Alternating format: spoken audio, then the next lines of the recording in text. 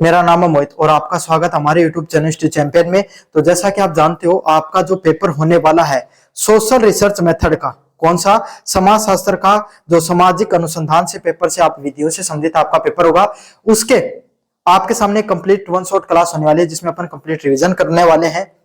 बस आपको क्या करना है, वीडियो को पूरा देखना है, चैनल को सब्सक्राइब कर देना और अपने दोस्तों को जरूर से शेयर कर देना है। साथ के साथ कोने में जो व्यू प्रोडक्ट वाला ऑप्शन दे रखा है, कौन सा, व्यू प्रोडक्ट वाला ऑप्शन दे रखा है, इस पे क्लिक करके अगर फ्लिपकार्ट और मित्रा से कोई प्रोडक्ट खरीदोगे सबसे ज्यादा डिस्काउंट आपको देखने को मिलेगा। क्या देखने को मिलेगा? सबसे ज्यादा डिस्काउंट आपको देखने को मिलेगा। और ये पीडीएफ फ्री में हमारे टेलीग्राम चैनल पे पड़ी हुई है। कहां पर पड़ी हुई है? फ्री में हमारे टेलीग्राम चैनल पे पड़ी हुई है। कुछ नहीं करना, डिस्क्रिप्शन में मैंने टेलीग्राम का लिंक दे रखा है। किसका? टेलीग्राम का लिंक दे रखा है। उस पर क्लिक करके आप उस पर क्लिक करोगे, उस पर क्लिक करने के बाद में इस प्रकार के हमारे टेलीग्राम चैनल पे पहुंच जाओगे। उस टेलीग्राम चैनल पे पहुंचने के बाद में ऊपर की तरफ स्टडी चैंपियन लिखा होगा, यहां पर क्लिक करना आपको। यहां पर क्लिक करने के बाद में फाइल वाले सेक्शन पे क्लिक करना है। कहां पर? फाइल वाले सेक्शन पे क्लिक करना है और कोने में यहाँ पर सर्च वाला ऑप्शन मिलेगा, यहाँ पर सर्च कर लेना सोशियोलॉजी। सोशियोलॉजी जैसे सर्च करोगे, यहाँ पर आपके सामने सोशियोलॉजी बीए फिफ्थ सेमेस्टर का पेपर है। सोशियोलॉजी बीए फिफ्थ सेमेस्टर के नाम से पीडीएफ देखने को मिलेगी। इस पे क्लिक कर देना और पूरी की पूरी क्लास उसको अच्छे से पढ़ लेना। लेकिन रिक्वेस्ट करता हूं भाई सभी बच्चों से, प्लीज चैनल को जोर से सब्सक्राइब कर दो भाई। 30,000 सब्सक्राइबर के अपन बहुत ज्यादा करीब पहुंच गए हैं। 30,000 सब्सक्राइबर का टारगेट है भाई। सभी बच्चों से रिक्वेस्ट है, खुद भी चैनल सब्सक्राइब करो और अपने दोस्तों से भी चैनल को जोर से सब्सक्राइब करवा दो। शुरू करते हैं। वेरी शॉर्ट टाइप क्वेश्चन पढ़ेंगे इस क्लास में। पहला है यूनिट फर्स्ट में सामाजिक अनुसंधान के अवधारणा के बारे में बताइए। क्या होता है सामाजिक अनुसंधान? सामाजिक अनुसंधान से क्या तात्पर्य आपका? सामाजिक तथ्यों और समस्याओं का वैज्ञानिक व व्यवस्थित अध्ययन करना सामाजिक अनुसंधान कहलाता है। मतलब समाज में जो अलग अलग प्रकार की समस्याएं पाई जाती हैं, क्या पाई जाती हैं? समाज में जो अलग अलग प्रकार की जो समस्याएं पाई जाती हैं और समाज से संबंधित जो तथ्य होते हैं, क्या होते हैं? समाज से संबंधित जो तथ्य होते हैं और समाज में जो अलग अलग प्रकार की जो समस्याएं पाई जाती हैं, उनका जब अपन वैज्ञानिक ढंग से अध्ययन करते हैं। कैसे अध्ययन करते हैं? वैज्ञानिक ढंग से जब उन सबका अध्ययन करते हैं, उसी को क्या कहा जाता है? सामाजिक अनुसंधान के नाम से जाना जाता है। किस नाम से जाना जाता है? सामाजिक अनुसंधान के नाम से जाना जाता है। जैसे कि आज के समय अपने जो सबसे बड़ी समस्या क्या है? सबसे बड़ी समस्या क्या भाई? बेरोजगारी की, है ना। बहुत सारी जनसंख्या अपने पास, है ना, जिसके पास जो काम करने की इच्छुक तो है, लेकिन लोगों को जॉब नहीं मिल रही है। तो बेरोजगारी आज के समय बहुत बड़ी समस्या है, लेकिन पहले नहीं हुआ करती थी, है ना। तो समाज में अलग अलग प्रकार की समस्याएं हैं। कहीं पर कुछ आपके सामने, कहीं पर समस्याएं हैं, कहीं पर समस्याएं आपके सामने समाज के अंदर की, जहां पर उचित शिक्षा नहीं मिल पाती है लोगों को, है ना, कहीं पर अच्छे हॉस्पिटल नहीं है। तो अलग अलग प्रकार की जो समाज में जो समस्याएं होती हैं, जो अलग अलग प्रकार के समाज के जो तथ्य हैं, उनको हम जो वैज्ञानिक दृष्टिकोण से जो पढ़ने का काम करते हैं, उसी को क्या कहा जाता है? सामाजिक अनुसंधान के नाम से जाना जाता है। सामाजिक अनुसंधान की प्रकृति क्या होती है? क्या प्रकृति होती है सामाजिक अनुसंधान की?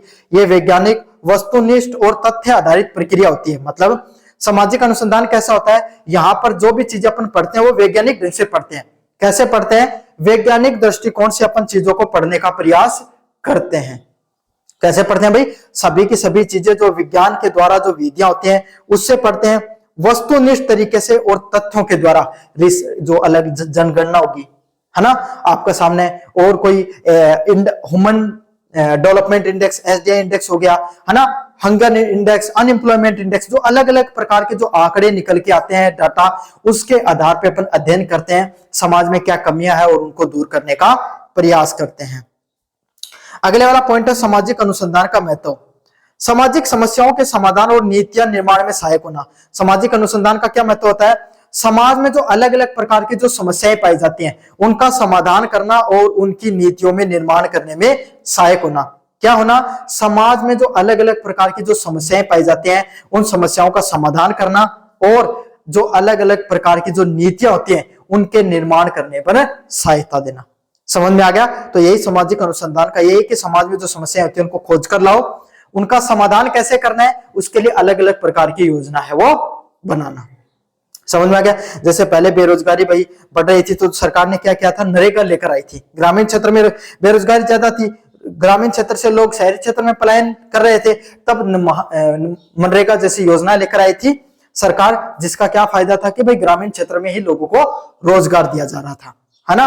भारत में लोगों के स्वास्थ्य की सबसे बड़ी कमी है, क्या है, स्वास्थ्य की। तो इसीलिए आयुष्मान भारत योजना लेकर आए कि लोगों का भाई ज्यादा खर्चा हो तो सरकार वहन करे, सबसे बड़ी।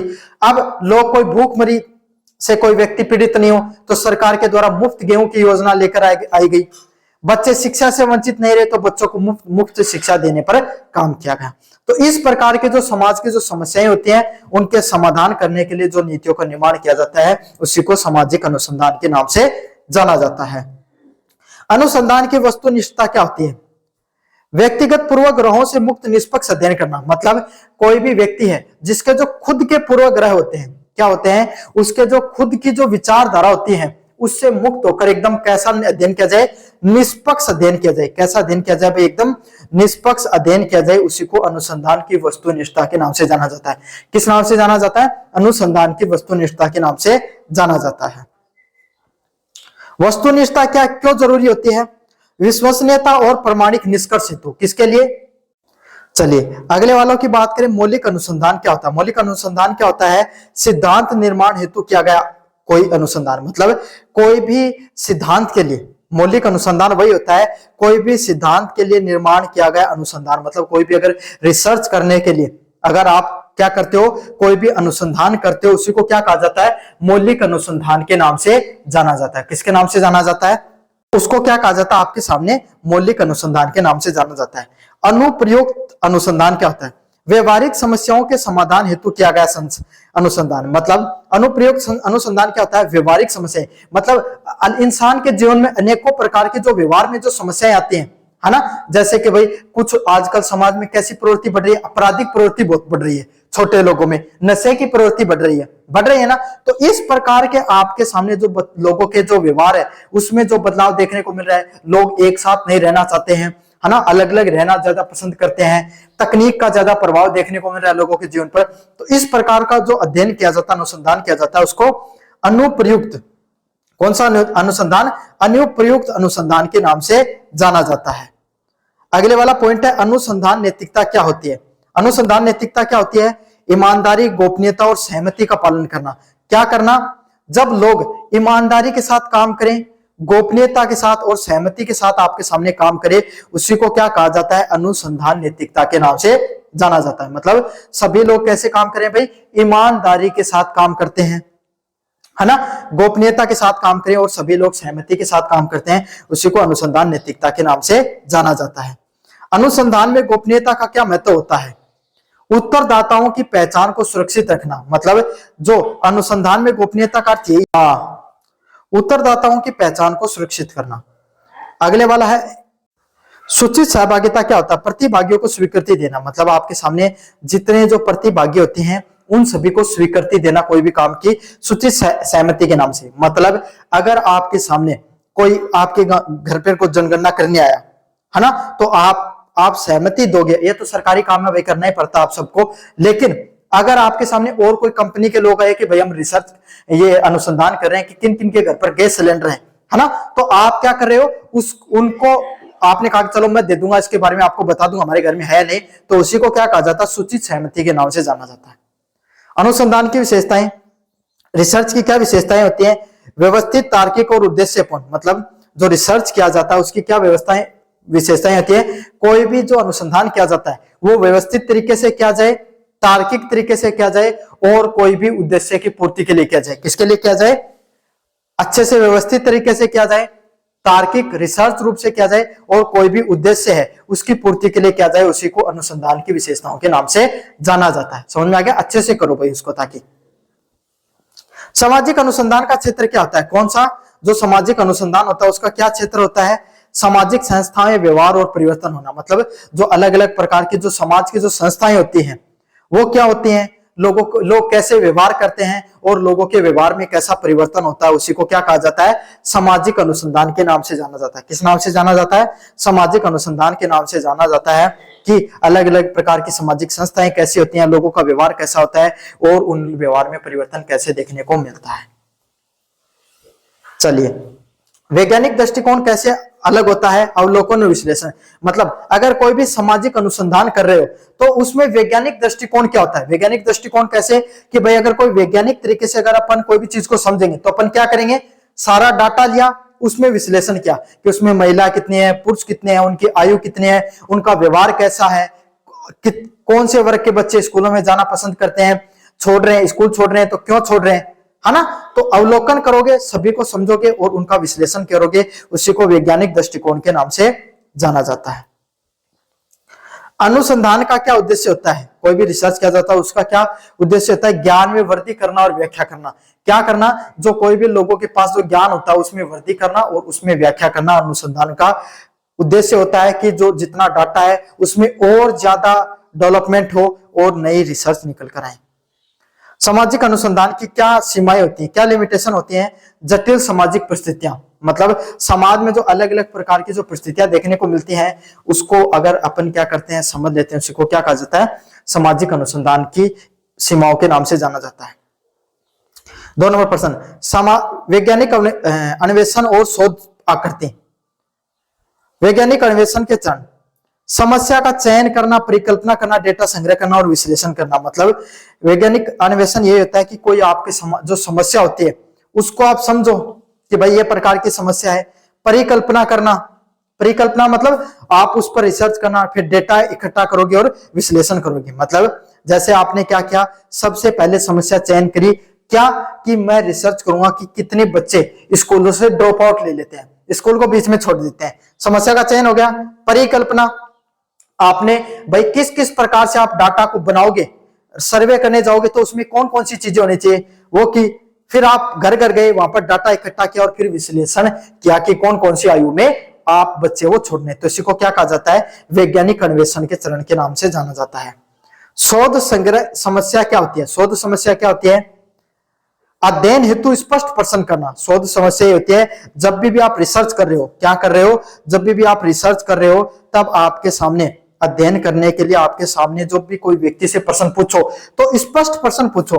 कैसे प्रश्न पूछो भाई, लोगों के सामने स्पष्ट प्रश्न पूछना जरूरी है। क्या प्रश्न पूछना जरूरी है, लोगों के सामने से स्पष्ट प्रश्न पूछना जरूरी है। अगर आप सही से प्रश्न पूछोगे तभी तो सही से जवाब दे पाएंगे। चलिए अगले वाला प्रश्न है, शोध आकृति। रिसर्च डिजाइन क्या होता है, किसके बारे में समझना आपको, रिसर्च डिजाइन क्या होता है। अनुसंधान की योजना और रूपरेखा तैयार करना। कोई भी चीज के बारे में रिसर्च कर रहे हो तो उसकी योजना, मैंने बताया था ना आपने कि आप जो बच्चों से पूछोगे कि भाई किस किस क्यों स्कूल छोड़ रहे हैं तो क्यों छोड़ रहे हैं, है ना, कौन कौन सी स्कूलों में जाना है, ग्रामीण में जाना है, शहरी में जाना है, सरकारी में जाओगे, प्राइवेट में जाओगे, सब चीजों के बारे में जब रिसर्च की पूरी पूरी योजना बनाई जाती है उसी को रिसर्च डिजाइन के नाम से जाना जाता है। चलिए, अन्वेषणात्मक शोध क्या होता है, नई समस्या का प्रारंभिक जांच करना। जैसे कि लोगों में आज के समय युवा में नशे की प्रवृत्ति बढ़ रही तो आप जांच करोगे, पहले तो नहीं थी, है ना, आज के समय सूखा नशा ज्यादा बढ़ रहा है तो क्यों बढ़ रहा है, उसके बारे में अगर आप जांच करते हो तो उसको अन्वेषण शोध के नाम से जाना जाता है। कोई समाज की नई समस्या है उसकी शुरुआती जांच आपके द्वारा की गई है। चलिए अगले वाला है वर्णनात्मक शोध। विशेषताओं का वर्णन करना, मतलब समाज में जो कोई भी काम है उसकी जो अलग अलग प्रकार की जो विशेषताएं होती हैं उसके बारे में जब आप उसका शोध करते हो उसको वर्णनात्मक शोध के नाम से जाना जाता है। किसके नाम से जाना जाता है, वर्णनात्मक शोध के नाम से जाना जाता है। समाज में जो अलग अलग प्रकार की समस्याएं हैं उससे संबंधित आप जो शोध करते हो उसको वर्णनात्मक शोध के नाम से जानते हैं। अगले वाला पॉइंट है प्रायोगिक शोध। प्रायोगिक शोध क्या होता है, कारण परिणाम व संबंध की परीक्षा करना। कोई भी घटना घटित हो रही है तो उसके पीछे क्या कारण है, उसके पीछे क्या परिणाम है, उसके बारे में संबंधों की आपके सामने जो परीक्षा की जाती है उसको प्रायोगिक शोध के नाम से जाना जाता है। किसके नाम से, प्रायोगिक शोध के नाम से जाना जाता है। चलिए परिकल्पनाएं क्या होती हैं, परीक्षण योग्य अनुमान लगाना। मतलब आपके सामने क्या परिकल्पनाएं क्या होती हैं, परीक्षण योग्य अनुमान लगाना। मतलब कोई भी चीज के बारे में जब आप रिसर्च कर रहे हो तो उसका जो आप रिसर्च करके परीक्षण करके कोई भी चीज पर अनुमान लगाते हो कि भाई स्कूल में बच्चे छोड़ रहे हैं तो इसलिए छोड़ रहे हैं क्योंकि बच्चों को क्या आपके सामने उनके घर में गरीबी है, या फिर आपके सामने स्कूलों में अच्छी पढ़ाई नहीं हो रही है, उनके घर वालों की स्थिति अच्छी नहीं है, जो भी आप रिसर्च किया आपने और फिर आपने जो ऑब्जर्वेशन किया उसी को परिकल्पनाओं के नाम से जाना जाता है। परिकल्पनाओं के प्रकार, कितनी प्रकार की परिकल्पनाएं होती है, शून्य और वैकल्पिक। क्या तो यस नो करवाओगे या फिर आपने अलग अलग प्रकार के विकल्प दे रखे हैं। शोध प्रश्न क्या होता है? अध्ययन और मार्गदर्शन वाले प्रश्न। कैसे? कोई भी चीज पर आप जब रिसर्च करते हो और उनको मार्गदर्शन के जब आप प्रश्न पूछे जाते हैं तो उसी को शोध प्रश्न के नाम से जाना जाता है। किसके नाम से? शोध प्रश्नों के नाम से जाना जाता है। परिकल्पनाओं का महत्व, अनुसंधान की दिशा प्रदान करना। क्या करना? कोई भी रिसर्च कर रहे हो तो उनको डायरेक्शन प्रदान करना। क्या करना? कोई भी रिसर्च को डायरेक्शन प्रदान करना क्या कहलाता है? परिकल्पना के महत्व के नाम से जाना जाता है। चर क्या होते हैं? कोई भी रिसर्च में चर, वेरिएबल क्या होते हैं? परिवर्तनशील तत्व है। ऐसे तत्व है जो समय के साथ बदल रहे हैं। क्या हो रहे हैं? परिवर्तनशील तत्व क्या होते हैं आपके सामने? चर वो होते हैं जो समय के साथ आपके सामने जिनमें बदलाव देखने को मिले, वो वेरिएबल्स के नाम से जाना जाता है उनको। स्वतंत्र और आश्रित चर, कारण और परिणाम तत्व है। मतलब कोई भी चीज पर जब रिसर्च कर रहे हो तो उस घटना के घटित होने के पीछे क्या क्या कारण है, उसका क्या रिजल्ट निकला, उसी को स्वतंत्र और आश्रित चर के नाम से जाना। डिपेंडेंट फैक्टर, जैसे कि मैं आपको बताऊं कि अगर आप चाय पी रहे हो तो दूध की खपत बढ़ेगी, है ना? तो चाय पत्ती है, उसके खरीद में बढ़ोतरी होना, कुछ ना कुछ उस क्षेत्र में दूध की में बढ़ोतरी होना भी हो सकता है ना? इस प्रकार के कोई भी घटना घटित हुई तो उसके परीक्षे परिणाम का तत्वों का भी घटित होना। नियंत्रण चर, प्रभाव को सीमित करना। कोई भी रिसर्च है उसको अगर आप कोई भी समय काल में, कालखंड में सीमित कर देते तो उसको नियंत्रण चर के नाम से जाना जाता है। शोध डिजाइन का महत्व, कोई भी रिसर्च डिजाइन की जाती है उसका क्या महत्व होता है? विश्वसनीय निष्कर्ष। अगर आप कोई भी चीज पर रिसर्च करके, जैसे कि मैंने आपको बताया है कि आपने घर घर गए, स्कूलों में गए और आपने पता किया कि कैसे बच्चों को ड्रॉप आउट हो रहा है, तो आपका क्या हुआ? उसका क्या पता चला आपको विश्वसनीय निष्कर्ष निकाला आपने। सभी बच्चे, जो लोग आप पर आ रहे हैं वो विश्वास करेंगे जिन लोगों ने आपको डाटा पढ़ा। क्यों? क्योंकि आप गए हो, घटना को समझा, आपने विश्लेषण किया है, पूरा रिसर्च पद्धति से आपने विश्लेषण किया है। तो इसलिए शोध डिजाइन का बहुत ज्यादा क्या होता है? महत्व होता है। क्या होता है? शोध डिजाइन का बहुत ज्यादा महत्व होता है। नमूना और जनसंख्या, अध्ययन समूह का संपूर्ण समूह है। क्या होना? जो अध्ययन समूह होता है उसका संपूर्ण समूह होता है, उसी को क्या कहा जाता है? नमूना और जनसंख्या के नाम से जाना जाता है। किसके नाम से जाना जाता है? नमूना या जनसंख्या के नाम से जाना जाता है। कोई भी अध्ययन समूह है, क्या है? कोई भी अध्ययन समूह है, उसके संपूर्ण समूह का अध्ययन करना नमूना या जनसंख्या के नाम से जाना जाता है। चलिए यूनिट नंबर 3 के बारे में पढ़े, जहां पे डाटा एवं संकलन विधियों के बारे में पढ़ेंगे। पहला है प्राथमिक स्रोत क्या होते हैं? प्राथमिक स्रोत क्या होते हैं? प्रत्यक्ष रूप से प्राप्त डाटा, मतलब आपको डायरेक्ट कोई भी डाटा प्राप्त हो। प्राथमिक स्रोत ये होता है कि आप कहीं पर गए और आपको डाटा मिल गया, उसी को क्या कहा जाता है? कोई भी डाटा का प्राथमिक स्रोत कहा जाता है। क्या कहा जाता है? कोई भी डाटा का प्राथमिक स्रोत कहा जाता है। समझ में आ गया? चलिए, द्वितीयक स्रोत क्या होता है? पहले से उपलब्ध डाटा, आपके पास पहले से कोई डाटा था, है ना? जनसंख्या के आधार पे आपको पता है कि इस गांव के बच्चे है ना, वो ज्यादा स्कूल को छोड़ने, तो आप वहां पर गए, फिर समझ में आ गया? तो वो सेकेंडरी डाटा आपने बनाया, पहले भी डाटा था, फिर आपने जो नया रिसर्च करके बनाया वो सेकेंडरी डाटा, द्वितीयक स्रोत हो गया। नमूनाकरण क्या है? जनसंख्या से प्रतिनिधि चयन करना। मतलब नमूनाकरण ये कि सैंपल कहां से लिया आपने, अलग अलग जगह पर गए, रिसर्च किया, कहां से आपने सैंपल एकत्रित किए, उसी को नमूनाकरण के नाम से जाना जाता है। किसके नाम से? नमूनाकरण से अलग अलग जगह पर गए, जैसे जनसंख्या होती है ना, जनगणना होती है, तो वहां पर अलग अलग क्षेत्रों में लोग जाकर क्या करते हैं? जनगणना करते हैं, रिसर्च करते हैं, है ना? तो उसी को नमूनाकरण के नाम से जाना जाता है। कहां से आपने सैंपल को एकत्रित किया है।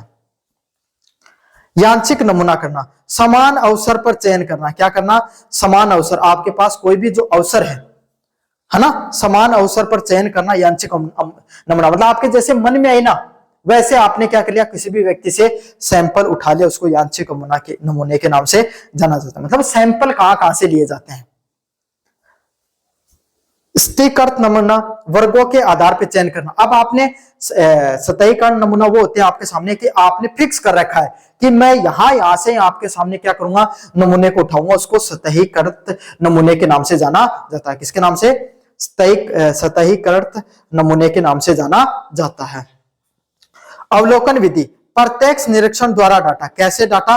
प्रत्यक्ष निरीक्षण के द्वारा, आप डायरेक्ट रिसर्च करके अगर आप कोई भी डाटा को प्राप्त करते हो, उसको अवलोकन विधि के नाम से जाना जाता है। किसके नाम से जाना जाता है? अवलोकन विधि के नाम से जाना जाता है। समझ में आ गया आपको अच्छे से? अगले वाला पॉइंट है साक्षात्कार विधि क्या होती है। प्रश्न उत्तर आधारित विधि, मतलब अगर आप कोई भी व्यक्ति से प्रश्न पूछ रहे हो और उनके प्रश्नों और उत्तरों पर आधारित अगर कोई भी विधि निकालते हो उसको साक्षात्कार विधि। पूछो भाई, लोगों से सवाल जवाब करके अगर आप कोई भी नमूना एकत्रित कर रहे हो उसको साक्षात्कार विधि के नाम से जाना जाता है। जैसे आप कोई भी जॉब के लिए, प्राइवेट जॉब के लिए भी क्या किया जाता है, आपका इंटरव्यू किया जाता है ना। आपके सामने वाला प्रश्न पूछेगा फिर उत्तर मिलेगा, फिर जब प्रश्न पूछेगा फिर उत्तर मिलेगा, उसको साक्षात्कार विधि के नाम से जाना जाता है। प्रश्नावली, प्रश्नावली लिखित प्रश्नों का समूह होना। क्या होना, जो अलग अलग प्रकार से लोगों से जो लिखित प्रश्न पूछे जाते हैं और उनका उत्तर दिया जाता है उसको प्रश्नावली के नाम से जाना जाता है। किसके नाम से, प्रश्नावली से। समझ में आ गया, आपने प्रश्न दिया, जैसे आपका टेस्ट हो रहा है ना, ये प्रश्नावली विधि के नमूने एकत्रित करना है। समझ में आ गया, इससे क्या पता चल रहा है आपने कितना अध्ययन किया है, कितना अध्ययन नहीं किया है, ये प्रश्नावली विधि है। चलिए अनुसूची, शोधकर्ताओं द्वारा बनाई गई प्रश्न सूची। अनुसूची क्या होता है, जो रिसर्च करने वाले, जो पहले रिसर्च कर गए हैं या जो रिसर्च करना चाह रहे हैं उन लोगों के द्वारा क्या किया गया, कोई भी एक सूची तैयार की गई है। क्या की गई है, एक पहले से कोई सूची तैयार की गई है, उसी को अनुसूची के नाम से जाना जाता है। किसके नाम से जाना जाता है, अनुसूची के नाम से जाना जाता है। किसके नाम से, अनुसूची के नाम से जाना जाता है। अगले वाला अध्ययन, पायलट अध्ययन। मुख्य अध्ययन से पूर्ण परीक्षण करना, मतलब अगर आप क्या कर रहे हो, मेन रिसर्च करने से पहले अगर आप कोई भी अध्ययन कर रहे हो उसको पायलट अध्ययन के नाम से जाना जाता है। किसके नाम से, पायलट अध्ययन के नाम से जाना जाता है। कोई भी मुख्य अध्ययन से पहले कोई रिसर्च की जाती है उसको पायलट अध्ययन के नाम से जानते हैं। समूह चर्चा, केंद्रित विषय पर विचार विमर्श करना, मतलब समूह चर्चा क्या होती है, ग्रुप डिस्कशन। बहुत सारे बच्चों को एक साथ बैठा दिया, बहुत सारे लोगों को बैठाकर एक टॉपिक दे दिया। जैसे आपको बढ़ दिया कि भारत में बढ़ती बेरोजगारी पर बोलिए, है ना, 10 बच्चों को एक जगह बैठा दिया और आप सब चर्चा करें उस पर, तो उसको क्या कहा जाता है, समूह चर्चा के नाम पर जाना जाता है। एक टॉपिक पर लेकर काफी सारे लोगों को एक साथ बैठाकर जो चर्चा की जाती है उसको समूह चर्चा के नाम से जानते हैं। डेटा एकत्रित करने का उद्देश्य तथ्यों का संकलन करना, मतलब डेटा एकत्रित इसीलिए किया जाता है कि जो अलग अलग प्रकार के जो आपके पास जो तथ्य आते हैं उनको आप एक जगह इकट्ठा करते हो, उसी को डेटा संग्रह के नाम से जाना जाता है। किसके नाम से, डेटा संग्रह के नाम से जाना जाता है। चलिए अगले वाला पॉइंट है विश्वसनीयता। परिणामों की स्थिरता रखना, मतलब विश्वसनीयता का अर्थ क्या होता है, विश्वास करें लोग आप पर। अलग अलग प्रकार के जो परिणाम होते हैं, रिजल्ट होते हैं, उनको स्थिर रखा जाता है, उसी को किसके नाम से जाना जाता है, विश्वसनीयता के नाम से जाना जाता है। किसके नाम से, विश्वसनीयता के नाम से जाना जाता है। वैधता, मापन की शुद्धता। वैधता, वैलिडिटी क्या होती है कि अगर आप कोई भी रिसर्च कर रहे हो, है ना, उस पर आपने जो भी डाटा एकत्रित किया वो कितना सही है या नहीं है, उसी को किसके नाम से जानते हैं, वैधता के नाम से जाना जाता है। ये प्रश्न नहीं पूछा जाएगा, ऐसा पूछेगा वैधता किसे कहते हैं, उसको परिभाषित कीजिए। तो मैं आपको बता रहा हूं, बस आप उसके ऊपर लंबी लाइन एक बार लिख कर आ जाना। डेटा एकत्रित करते समय आपको किस प्रकार की सावधानियां रखनी चाहिए, निष्पक्ष और स्पष्टता। मतलब अगर आप कोई भी डाटा एकत्रित कर रहे हो तो आप कभी भी बायस नहीं होगे। बायस होना मतलब आप कोई भी जाति, धर्म, विशेष संबंधित बात नहीं करोगे, है ना। आपके मन में ऐसे नहीं कहोगे अरे वो तो ऐसा ही है, उसके बारे में तो मेरे को पता है, मैं लिख देता हूं। इस प्रकार की बात नहीं होनी चाहिए। आप जाओ, हर घर में जाओ, हर जहां पर आपको जाना है, जहां पर आपको सूची दी गई वहां पर जाओ, सारा डाटा फिर से एकत्रित करो, सभी चीजों को समझो, विश्लेषण करो। हर चीज स्पष्ट तरीके से होनी चाहिए, तभी वो आपके सामने डाटा है वो सही होगा। अगर आप डाटा को सही से निर्माण नहीं कर रहे हो तो गलतियां होने के पूरे चांसेस हैं। समझ में आ गया। चलिए यूनिट नंबर 4 की बात करें, डाटा विश्लेषण और प्रस्तुति किस प्रकार से की जाती है। किसके बारे में, डाटा का विश्लेषण कैसे किया जाता है और उसकी प्रस्तुति कैसे दी जाती है, उसको आपके सामने पढ़ेंगे। चलिए अगले वाला प्रश्न है, डेटा कोडिंग क्या होती है। उत्तरों को संख्यात्मक रूप देना। डेटा कोडिंग क्या है, कोई भी जब उत्तर दे रहे हो किसी के तो संख्याओं के रूप में देना। किसके रूप में देना, संख्याओं के रूप में देना, उसको डेटा कोडिंग के नाम से जाना जाता है। समझ में आ गया। जो भी कोई भी लोगों को उत्तर दे रहे हो तो संख्यात्मक रूप से देना, उत्तरों को आपके सामने संख्याओं के रूप में प्रस्तुत करने को डाटा कोडिंग के नाम से जाना जाता है। समझ में आ गया। आवर्ती विवरण, डाटाओं की संख्याओं का तालिका रूप प्रदान करना, मतलब फ्रीक्वेंसी। कोई भी डाटा आ रहा है वो कितनी बार आ रहा है, ऐसे नहीं समझते हो कि भाई आपके सामने 5 वर्ष के बच्चे सबसे ज्यादा, मतलब 15 साल के बच्चे सबसे ज्यादा स्कूल को छोड़ रहे हैं, यही डाटा बार बार आ रहा है। तो इसको क्या कहेंगे, आवर्ती विवरण के नाम से जानेंगे। कोई डाटा बार बार घूम फिर कर आपके सामने बार बार आपके सामने आ रहा है, उसको आवर्ती विवरण के नाम से जाना जाता है। किसके नाम से, आवर्ती विवरण की एक ही डाटा बार बार आपकी आंखों के सामने बार बार आ रहा है, वो आवर्ती विवरण के नाम से जाना जाता है। द्विचर सारणी, दो चरों की तुलनात्मक प्रस्तुति करना। मतलब आपने क्या कहा कि ग्रामीण क्षेत्र में बच्चों का स्कूल को छोड़ना, शहरी क्षेत्र में बच्चों को स्कूल में छोड़ना, दोनों के बारे में आपने क्या क्या तुलना की कि किस में ज्यादा छोड़ रहे हैं, कौन सी आयु में छोड़ रहे हैं, क्यों छोड़ रहे हैं। समझ में आ गया। तो उसको द्विचर सारणी के में जाना जाता है। दो अलग अलग प्रकार का जो डाटा होता है उसको तुलना करके अगर आप कोई भी डाटा को प्रस्तुत कर रहे हो तो उसको द्विचर सारणी के नाम से जानते हैं। बहुचर विश्लेषण, अनेक चरों का अध्ययन करना, जो अनेक आपके सामने जो वेरिएबल्स होते हैं उसके बारे में रिसर्च करना क्या कहलाता है, बहुचर विश्लेषण कहलाता है। मतलब बहुत सारे फैक्टर्स का, कितने, जैसे कौन सी स्कूल के बच्चों ने ज्यादा छोड़ा, कौन से क्षेत्र के, कितने वर्ग के स्त्री, जो लड़के या लड़की किसने छोड़ा, है ना, आपके सामने कोई धर्म विशेष। तो बहुत सारे डाटा, बहुत सारे फैक्टर्स को जब आप एनालिसिस करते हो तो उसको बहुचर एनालिसिस के नाम से जाना जाता है। मतलब एक साथ बहुत सारे फैक्टर्स को आपने एनालिसिस किया कि कौन कौन से वो कारण है जिसके वजह से डाटा को हो रहा है। माध्य, मीन क्या होता है, औसत मान। कौन कौन से वर्ग के बच्चे आपके सामने जो डाटा को जो छोड़ रहे हैं, तो उसका जो औसत मान निकाला जाता है, मीन निकाला जाता है, उसको माध्य के नाम से जाना जाता है। किसके नाम से, माध्य के नाम से जाना जाता है। चलिए, माध्यिका, मीडियन क्या होती है। मीडियन क्या होती है भाई, आपके सामने मध्य मान। कोई भी चीज होती है उसका जो मध्य मान होता है उसको माध्यिका के नाम से, मतलब बीच का पॉइंट होता है। जैसे मैं समझाऊं आपको, एक डाटा है, मीन क्या है, 2 2 2 4 6, तो 10 और प्लस आपके सामने,